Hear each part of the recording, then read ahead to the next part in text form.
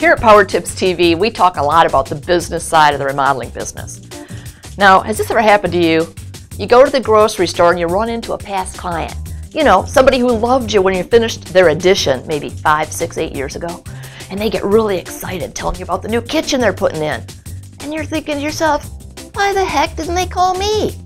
Well, we're going to talk about some tactics to make sure that never happens to you again in just a minute.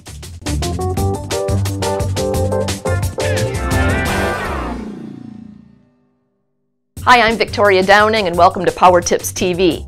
Here's where we talk about tips, tactics, and techniques to help you build a remodeling company that delivers an awesome life for you while you earn more and work less. Sound good? Okay, we were just talking about running into that client at the grocery store and how they didn't know, they didn't call you to do their kitchen when you do dozens of kitchens every year, right? It's not their fault that they didn't call you to do their kitchen. They didn't know. And why didn't they know? Because you didn't let them know. You didn't keep reminding them that you did kitchens. You might be saying to yourself, I distinctly remember 6 years ago telling them we did kitchens. But have you been in touch with them since? Have you been showing off your kitchens to them since? Well, a lot of times when a remodeler gets done with the project, they walk away and that's it. But I'm telling you, if you're not communicating and staying in touch with your previous clients for years after the project, you're wasting a gold mine. A lot of the people that we work with, a lot of the remodeling company owners we work with, do 3, 4, 5, 6 projects over the years for the same client.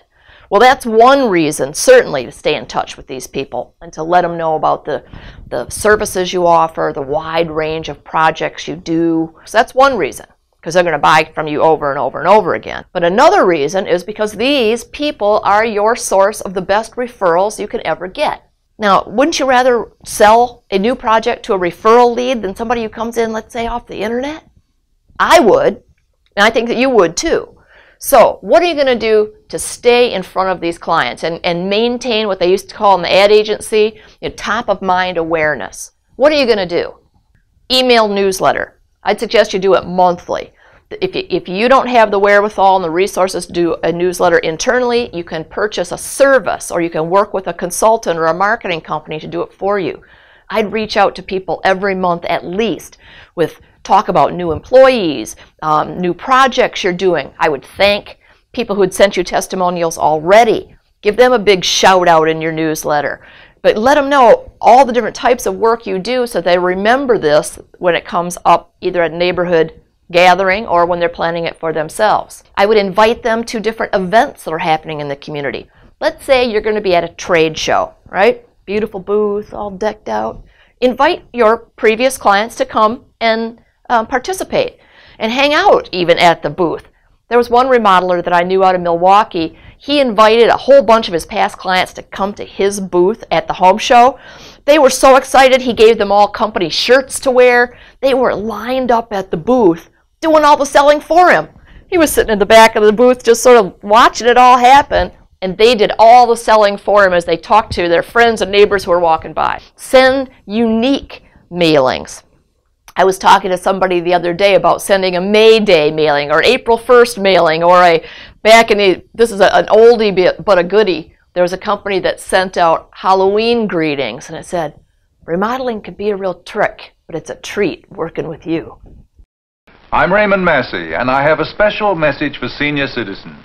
Today's doctors, drugs, and medical devices truly work medical miracles for young and old alike. This has been a public service announcement from the Food and Drug Administration in cooperation with this station.